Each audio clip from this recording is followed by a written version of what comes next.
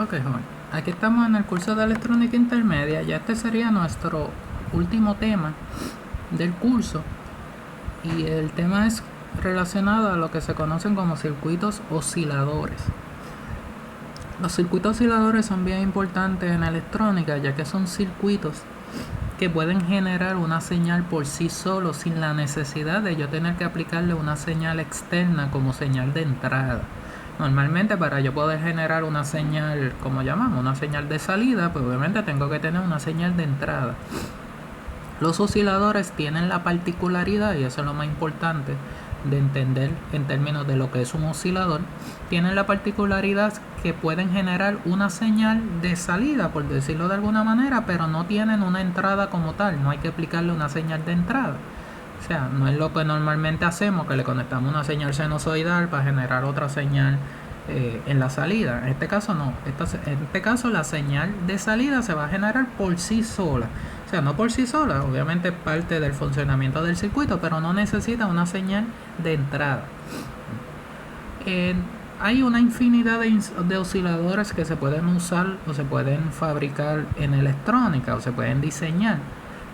Nosotros vamos a tocar dos estructuras o dos ejemplos de osciladores, por decirlo de alguna manera, clásicos, que son osciladores que me van a generar una señal sinusoidal. O sea, la señal que él va a producir va a ser una señal de tipo sinusoidal. ¿Por qué? Porque como la señal sinusoidal es la señal que más usamos en electrónica, pues típicamente los osciladores que más nosotros usamos son osciladores que puedan generar una señal sinusoidal. Pero no son los únicos. Pueden existir osciladores que generan señales cuadradas, pueden existir osciladores que generan señales triangulares, pueden existir osciladores que pueden generar señales por ejemplo, de condensadores, de la carga y la descarga de un condensador, y eso en el curso de industrial lo hemos visto con los tiristores, y otros tipos de osciladores que pueden generar una señal no clásica, que es la señal tradicional, la sinusoidal, sino que pueden generar otros tipos de señales. A esos otros tipos de osciladores le llaman también osciladores de relajación, porque generan una señal no la tradicional, que es sinusoidal. En este caso, las dos estructuras, los dos ejemplos que vamos a ver son de osciladores que sí generan la señal tradicional sinusoidal. Esto que tenemos aquí, lo primero que tenemos aquí es lo que se conoce como un diagrama general o en bloque de la estructura de lo que debe de contener un oscilador en términos generales. Un oscilador tiene dos etapas o dos partes en el circuito. Tiene una parte que es la que amplifica internamente para poder generar esa señal. Es lo que le llamamos el circuito de la etapa de amplificación. Y eso tiene, pues, obviamente una AV, una ganancia de voltaje interna, para que cuando la señal se esté generando, pues pueda amplificarse y pueda generarse en un punto esa señal que yo quiero generar. En este caso va a ser una señal sinusoidal. Y también tiene otra parte que es lo que se conoce como la red de retroalimentación. Normalmente en la red de retroalimentación es donde entonces se empieza, por decirlo de alguna manera, a generarse el voltaje que se va a utilizar, y como que a guardarse ese voltaje que se va a utilizar para poder producir esa señal de salida. Esta B que tengo aquí es lo que le llamamos la razón de retroalimentación. Es importante porque ese término lo vamos a estar utilizando en este concepto de oscilador. Esa B es razón de retroalimentación y esta V es la ganancia de voltaje. Esos son valores internos que va a tener el circuito para poder generar la señal de salida. Lo otro más importante es que ese circuito tiene que cumplir con lo que se conoce como el criterio de Barkhausen. El criterio de Barkhausen lo que me dice es las condiciones que ese circuito tiene que cumplir para que entonces esa señal de salida ocurra y se pueda medir y se pueda generar. Si ese criterio de Barkhausen no se cumple, pues el circuito está mal diseñado y nunca se va a obtener una señal sinusoidal o de otro tipo en la salida del circuito. Así que es bien importante que el circuito esté diseñado de manera que cumpla lo que se conoce como el criterio de Barkhausen. El criterio de Barkhausen aquí está explicado y se explica en dos partes. Una, La ganancia total del lazo es pues porque obviamente estas dos partes están conectadas entre sí, en lo que se conoce como un lazo cerrado, porque obviamente la etapa de amplificación se conecta con la red de retroalimentación. Le llamamos red de retroalimentación porque esta parte del circuito va a estar conectada entre la salida y la entrada, por decirlo de alguna manera, de la amplificación, y forma como un loop, como un lazo, y entre ellas dos pues generan un lazo cerrado en el circuito entre las dos partes que tiene el circuito oscilador. Pues la ganancia total de ese lazo cerrado tiene que ser igual o mayor que 1. ¿Qué significa eso? Que si yo multiplico la ganancia de la parte del amplificador que se vaya a utilizar por la razón de retroalimentación de esta red de retroalimentación, otra palabra, AV multiplicado por B, eso me tiene que dar por lo menos igual a 1 o mayor que 1. Y en ese caso, pues la señal de salida se va a generar. En adición a eso, el cambio neto en fase del lazo cerrado tiene que ser igual a 0 grados. Eso lo que ocurre es que si, para explicarlo de una forma quizás más sencilla, si el amplificador que yo estoy utilizando recuerden que este amplificador puede ser, como ya hemos visto, dos configuraciones, invertidor o no invertidor. El amplificador lo podemos hacer con op-amp, lo podemos hacer con transistores, podemos hacer con transistor BJT bipolares, como los vimos al principio del curso, lo podemos hacer con FET, después cuando lo vimos con los JFET, o podemos hacerlo como lo hemos visto ahora con amplificadores operacionales. Lo importante es generar un amplificador aquí, en esta etapa. Pero como sabemos, con transistores o con op-amp yo puedo tener amplificadores invertidor o no invertidor. Si ese amplificador es no invertidor, o sea que no hay desfase entre la señal que entra, en este caso no hay como tal una entrada y una salida porque no hay señal de entrada, pero la señal interna que se está generando, que viene por aquí, sale de la retroalimentación y entraría a la amplificación. En ese caso, esa etapa de amplificación, si es no invertidor, la red de retroalimentación también tiene que ser no invertidor. Si es no invertidor, pues eso genera 0 grados entre una y 0 grados entre la otra, y 0 más 0 es 0, y el efecto total es de 0 grados. Si la etapa de amplificación es al revés, es invertidora, y recuerda, invertidora significa que la señal que sale de ahí va a estar invertida a la que entra. En términos de grado, eso sería un cambio de fase de 180 grados. Pues la red de retroalimentación también tiene que generar 180 grados. ¿Por qué? Porque si yo sumo los 180 grados de inversión de la amplificación y la de red de retroalimentación también genera inversión de 180, 180 más 180 es 360. Y en un círculo de grado, 0 grados es lo mismo que 360 grados. Y el efecto total de fase tiene que ser 0 grados o el equivalente a 360. En otras palabras, si el amplificador que yo voy a usar es invertidor, la red de retroalimentación también tiene que generar inversión, o sea, tiene que ser también invertidora. Si el amplificador es no invertidor, la red de retroalimentación también tiene que ser no invertidora. Así que tienen que estar pareados, por decirlo de alguna manera, invertidor, invertidor, o no invertidor y no invertidor. Así que esas dos condiciones es lo que genera el criterio de Barkhauser. Ok, vamos a ver entonces dos estructuras o dos ejemplos de estos osciladores. La primera se conoce como el oscilador tipo Weinbridge.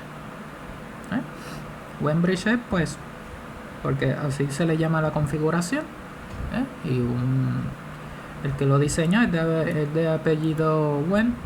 Así que el oscilador Weinbridge es este tipo de oscilador que tenemos aquí. Estamos usando un op-amp. En este caso vamos a hacerlo más fácil, el amplificador lo vamos a hacer con op-amp. Tenemos un op-amp en este caso, donde esta parte que tenemos aquí, R4 y R3 son las dos resistencias que van a generar la ganancia de voltaje que necesito para cumplir con el criterio de Barkhauser que acabamos de mencionar. Así que esta R4 y R3 son las que habíamos visto anteriormente de un OPAMP, que era RF y RI. Lo que pasa es que aquí pues le llaman por número, pero esta es como si fuera la RF del OPAMP y esta fuera la RI del OPAMP. Por eso esta resistencia 4 está entre el terminal negativo y la salida del OPAMP. Está funcionando como retroalimentación. Y la R3 como la RI porque está en la entrada negativa. Y esa está conectada a ground. ¿Qué sucede? Esta combinación de que esta resistencia 4 y esta resistencia 3 están conectadas al OPAMP de esta manera y la resistencia 3 está ground. Si vamos al concepto de lo primero que vimos con OPAMP, que fue los amplificador, invertidor y no invertidor, pues esto me da una configuración de un OPAMP no invertidor, un OPAMP amplificador no invertidor. Se supone que por aquí, por el terminal positivo, hay que en un caso normal de un OPAMP no invertidor, entre la señal de entrada, valga la redundancia, se conecta la señal de entrada para ser amplificada, pero como mencionamos, al ser un oscilador no hay señal de entrada, así que la señal que entra como tal por aquí, por este terminal, es la señal que genera la retroalimentación. ¿Y quién es la retroalimentación en este caso? Este circuito RC porque consiste de dos resistencias y dos condensadores, ¿ves? Y están en pareja. Hay una resistencia con condensador en serie, R2 y C2, y R1 y C1 están en paralelo, cada uno con respecto al grado. Esa combinación de estos dos resistores con estos dos condensadores aquí, dos en serie y dos en paralelo, forman la retroalimentación del circuito. ¿Ves? Esto es esta parte de la red de retroalimentación. ¿Ves? Así que la red de retroalimentación es esta que tenemos aquí. Por eso es que estos circuitos le llamamos circuitos osciladores RC. ¿Ves? Y de ahí viene el título del documento, osciladores RC. ¿Por qué? Porque tanto en el Wembrich que estamos discutiendo ahora como en el otro que vamos a discutir, phase shift, la retroalimentación coincide pues de resistencia y de condensadores. Hay otros osciladores que se hacen con condensadores y con inductores, pues esos son osciladores LC. Hay otros que se hacen con resistencias y inductores, entonces en ese caso serían osciladores RL. Todo depende de la combinación de dispositivos que estemos usando. Y hay otros que usan los tres: resistencia, condensadores e inductores, y eso sería pues un oscilador RLC. Tiene resistencia, inductor y condensador. Pero en este caso ambos van a tener solamente resistencia y condensador. Así que como tengo esta parte de retroalimentación, ¿ves? Y está conectada a la salida, porque por eso R2 se conecta a la salida y R1 se conecta a la entrada del OPAMP, porque la señal que se empieza a generar por aquí, que pasa por aquí, entra por el positivo del OPAMP. Por eso entonces el OPAMP está en configuración no invertidor. Como el OPAMP tiene que ser no invertidor para que se cumpla el criterio de Barkhausen, entonces esta red de retroalimentación también es no invertidora. ¿Ves?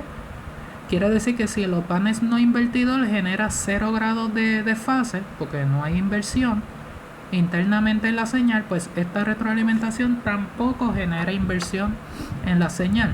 Así que 0 grados de inversión por ser no invertidor y 0 grados de inversión por ser no invertidor la retroalimentación, pues ahí se cumple uno de los criterios o una de las partes del criterio de Barkhausen. Lo otro que tenemos que saber es cuánto es la ganancia que yo necesito para generar aquí en este OPAMP. Mencionamos que la ganancia de voltaje del OPAMP o del amplificador que estemos usando, en este caso estamos usando un OPAMP, multiplicado por la razón de retroalimentación, que como dije es esta B que tenemos aquí, la razón de retroalimentación, ese valor de B multiplicado por esa ganancia de voltaje tiene que ser por lo menos igual a 1. En este caso de un Wembrich, la razón de retroalimentación, lo tenemos por aquí, va a ser igual a 1/3. Y eso es un valor que ya está fijo por el diseño que se hizo. Hay otros osciladores que esa razón de retroalimentación hay que calcularla con una fórmula. En este caso la razón de retroalimentación del Wembrich no se calcula, ya está dada por la teoría. Es igual a 1/3. Como es igual a 1/3, si usted va a multiplicar un tercio por un número para que dé por lo menos igual a 1, tendría que multiplicar un tercio por 3 para que me quede pues 3 sobre 3, que es igual a 1. Quiere decir que si la razón de retroalimentación, esta parte que tengo aquí, es igual a un tercio, pues el amplificador me tiene que generar una ganancia de por lo menos igual a 3 como valor mínimo, que esto es lo que yo explico aquí. Y entonces si yo multiplico 3 por un tercio, pues eso me da lo que dice el criterio de Barkhausen, que es esta parte que tenemos aquí en este párrafo, la ganancia total del lazo, que tiene que ser igual o mayor que 1. Por lo menos igual a 1, pues si ya esto está dado que es un tercio, la razón de retroalimentación, el valor de B, pues entonces AV tiene que ser 3 para que 3 por un tercio me dé igual a 1. Y con eso cumplo el segunda parte del criterio de Barkhausen.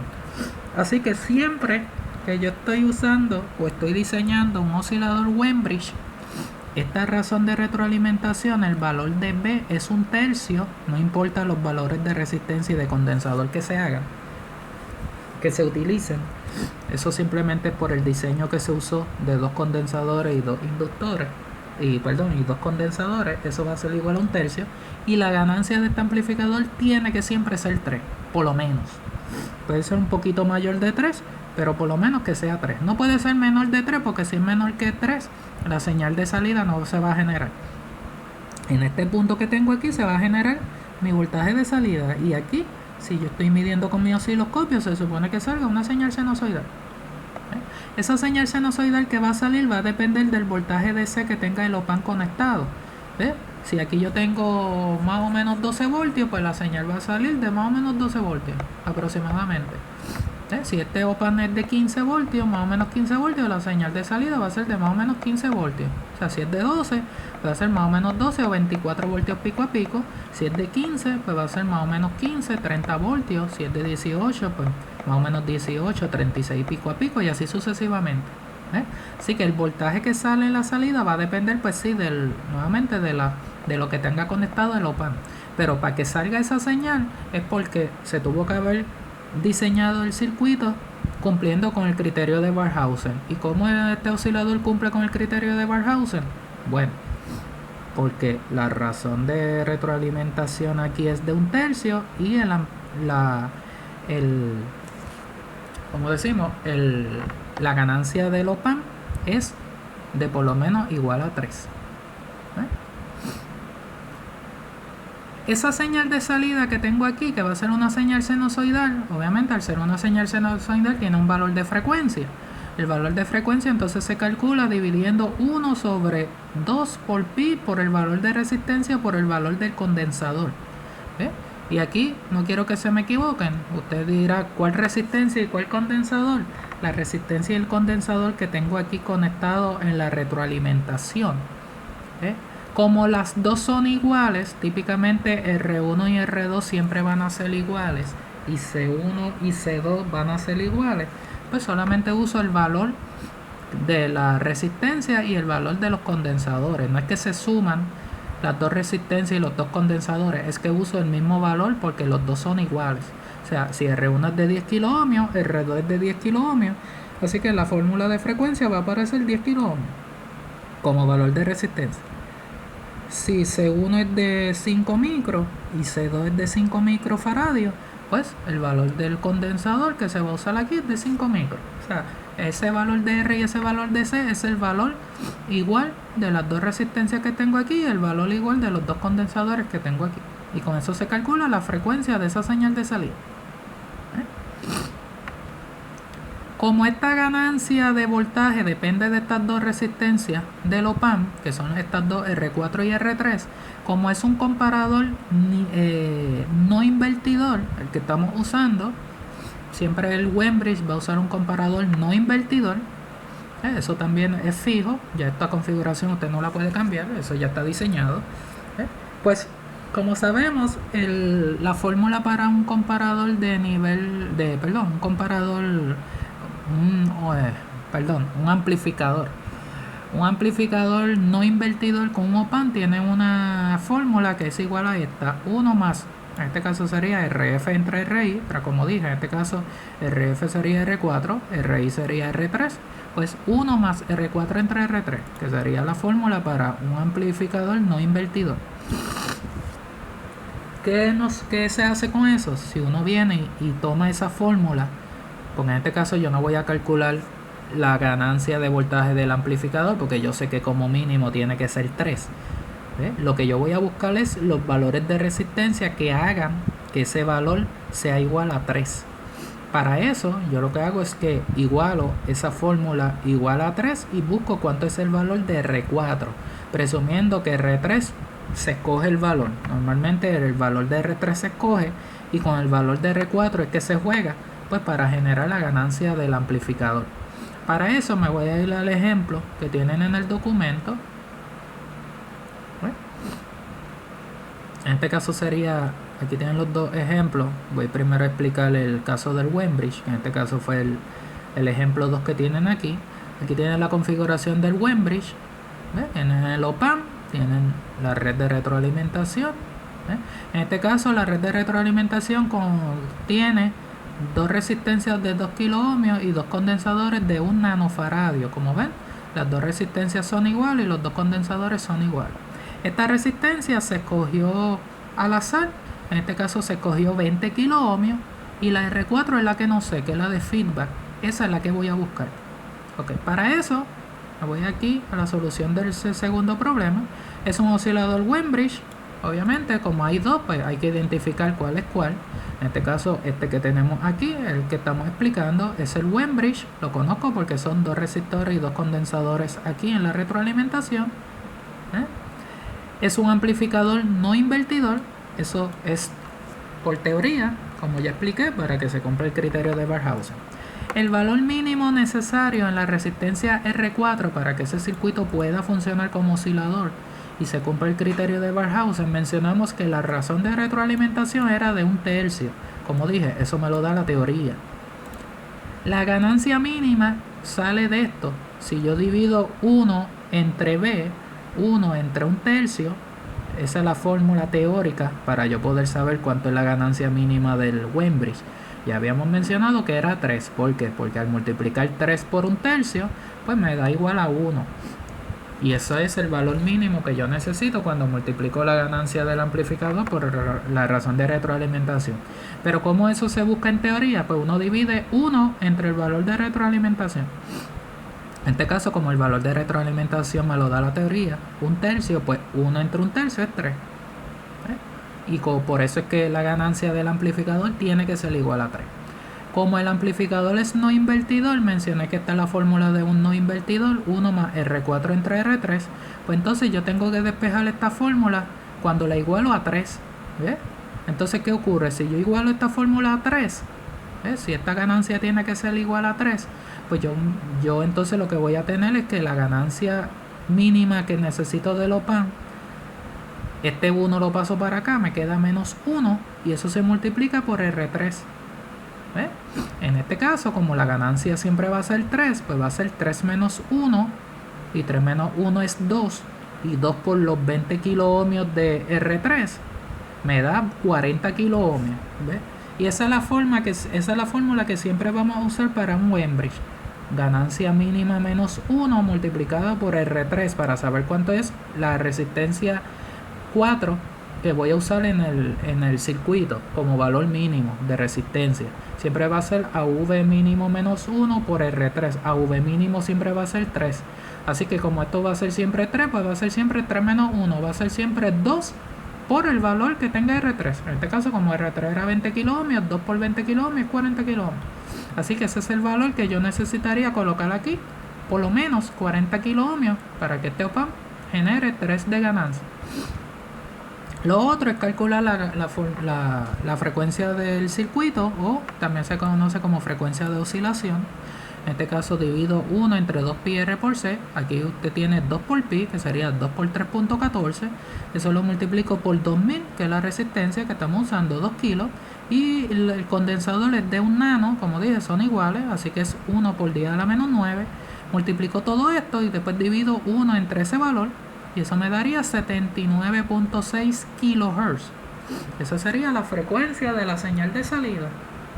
Así que la señal de salida va a ser una señal sinusoidal. Esa señal yo la voy a obtener aquí, si la tuviese con osciloscopio. Ahí es que yo estaría generando esta señal sinusoidal de 79.6 kilohertz, aproximadamente, como frecuencia de salida o frecuencia de oscilación. Y obviamente el voltaje va a ser de más o menos 15 voltios, porque eso es lo que tiene conectado el op-amp, más o menos 15 voltios. Y como mencionamos ahorita, el voltaje de salida va a depender de lo que tenga el op-amp. Así que esto siempre va a ser así. Esto es por la teoría. Lo que va a cambiar es pues, el valor de R3 que se esté usando, pero siempre va a ser 3 menos 1, que va a ser 2 por lo que sea R3. Eso es para conseguir cuánto es la R4 que necesito. Con la fórmula calculamos la frecuencia de la señal que sale. Siempre va a ser una señal sinusoidal, y el voltaje pues va a depender de lo que tenga el op-amp conectado.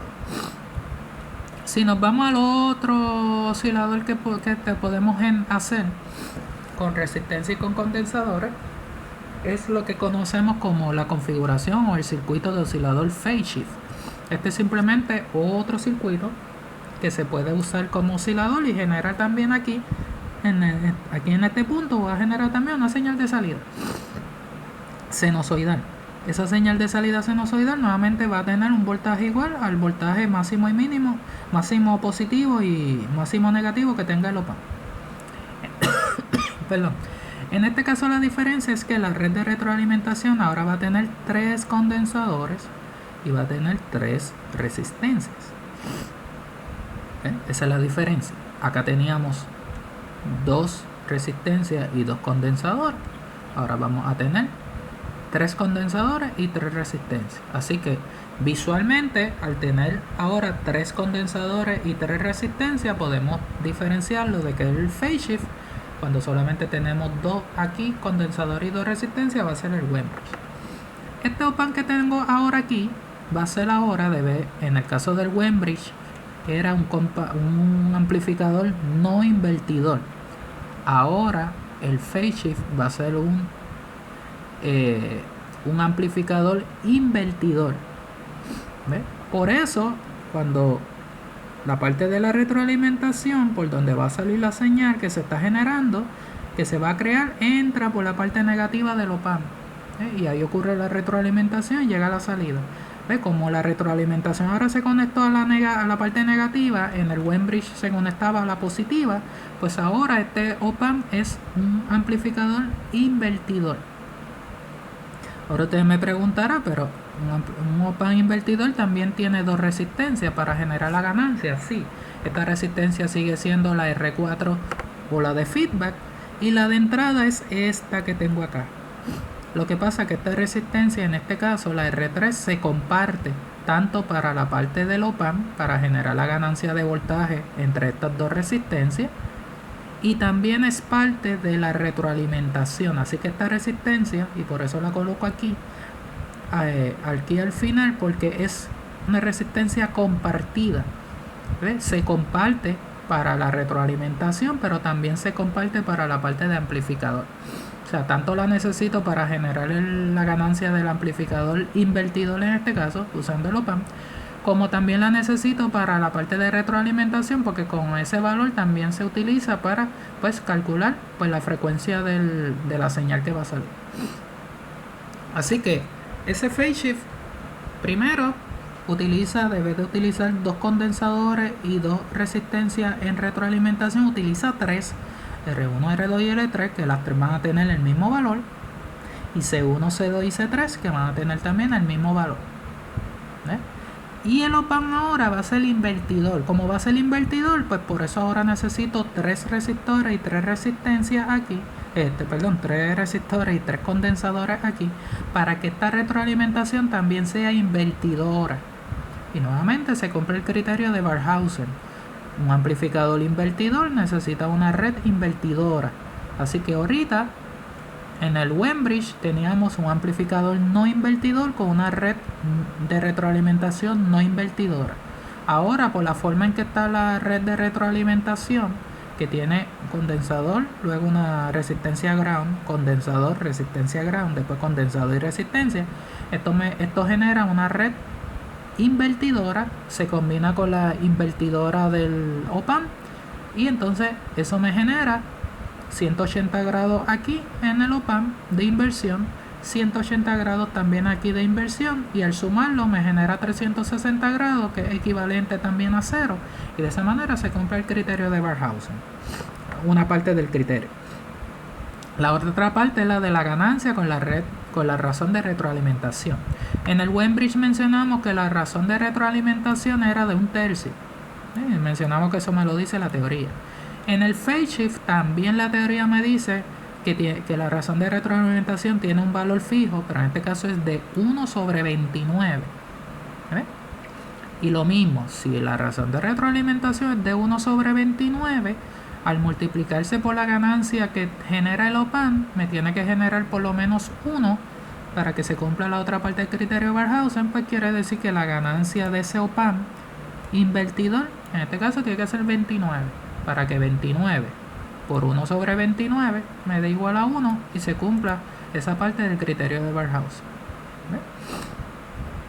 En este caso, este op-amp, al ser invertidor, su ganancia de voltaje, que tiene que ser por lo menos de 29, equivale a la división de R4 entre R3. Esa es la fórmula de un op-amp invertidor. En este caso no se le suma 1 porque es un invertidor. Quiere decir que R4 entre R3 tiene que dar por lo menos 29 de ganancia. Quiere decir que si yo eso lo igualo a 29, y nuevamente R3 ya debe estar escogida porque es parte de la retroalimentación, tiene un valor ya fijo igual a R2 con R1, esta se deja en blanco y normalmente este es el valor que usted calcula como diseño para poder saber qué valor necesita aquí para que el criterio de Barkhausen se cumpla. Lo vamos a ver en el ejemplo. Y lo otro es la frecuencia de la señal que sale de esa señal sinusoidal. Va a tener esta fórmula para calcular la frecuencia. Ahora va a ser 1 entre 2pi radical de 6 multiplicado por R por C. En el caso del Webridge era 1 sobre 2pi por R por C. La diferencia ahora es que aquí aparece un radical de 6, o sea, la raíz cuadrada de 6. Eso usted lo tiene que calcular aparte y después lo multiplica por 2 por pi, por el valor de R y por el valor de C. Nuevamente, ¿cuál es el valor de R y de C? El valor de estas tres resistencias, que es una sola, porque las tres son iguales, y el valor de estos tres condensadores, que es uno solo, porque los tres son iguales. Me voy al ejemplo. Aquí tengo entonces el phase shift. Lo reconozco porque son 3 condensadores y 3 inductores y 3 resistores, en la retroalimentación, así que es un triple circuito RC. Aquí era un doble circuito RC, así que esa es la diferencia visualmente para identificar quién es phase shift y quién es Webridge. Así que en este primer ejemplo tengo el phase shift. ¿Qué tipo de amplificador estoy usando? En teoría, como dijimos, siempre este amplificador va a ser invertidor. Ahora la retroalimentación se conecta por la parte negativa. En el Webridge siempre va a ser no invertidor porque va a estar conectado por el positivo. Ahora va a estar conectado por el negativo. Así que este siempre va a ser el amplificador invertidor. El valor mínimo del R4, nuevamente aquí R4 no tiene valor. Lo voy a calcular. R3 tiene valor porque es parte de la retroalimentación, igual que R1 y R2, todos son de 1 kilo ohmio. En este caso, como mencionamos, la razón de retroalimentación siempre va a ser 1 sobre 29, esto no cambia, esto es teórico, siempre va a ser así.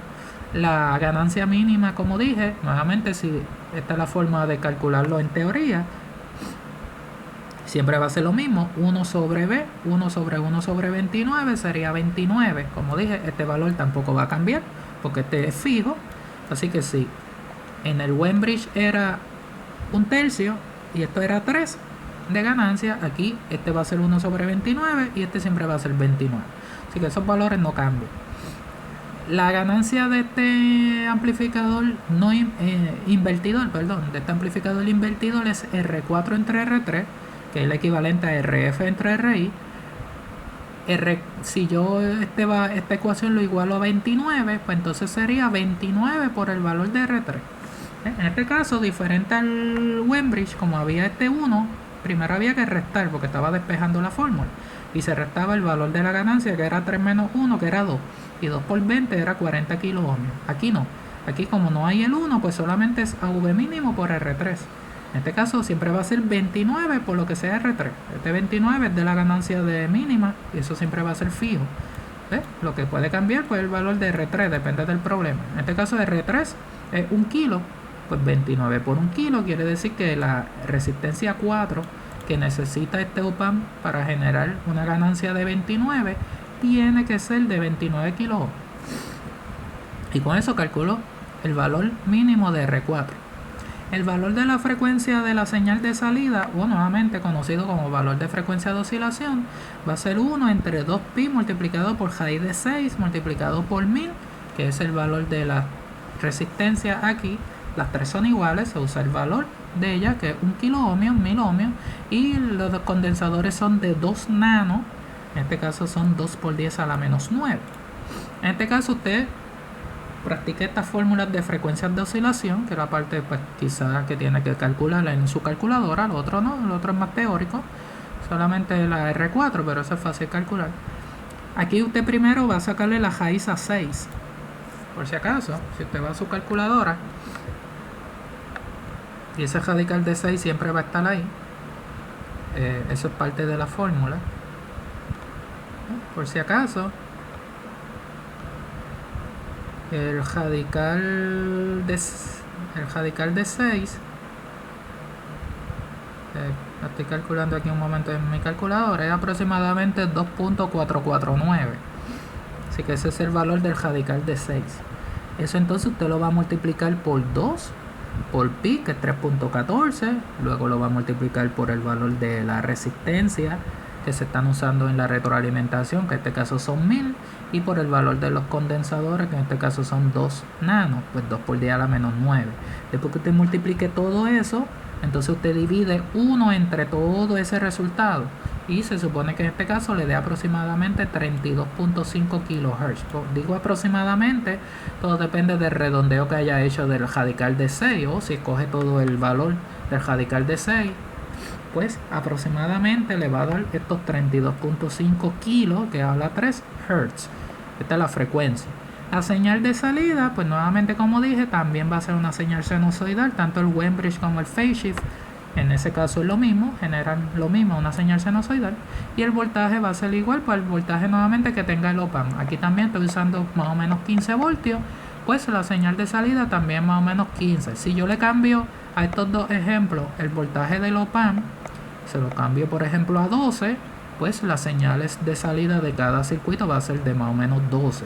Si se lo cambio a 18 el op-amp, 18 voltios, pues va a ser más o menos 18. Así que siempre el voltaje de la señal que sale, pues obviamente va a depender del voltaje que tenga el op-amp. Ese es el único energía que yo necesito para que el circuito funcione. Obviamente el voltaje que tiene el op-amp, pero como vemos, no necesito una señal V-in. Aquí no hay V-in, aquí no hay V-in, y esa es la particularidad de estos circuitos osciladores. No hay señal de entrada, pero por el funcionamiento del diseño del circuito como oscilador, cumpliéndose los criterios de Barkhausen, puedo generar en este punto y puedo generar en este punto señales sinusoidales con un valor de frecuencia que se puede calcular en cada caso por la fórmula, y con un voltaje igual al voltaje que tenga conectado el op-amp en cada caso. Y de esa manera tenemos estos circuitos osciladores conocidos como Wembrich y conocidos como phase shift.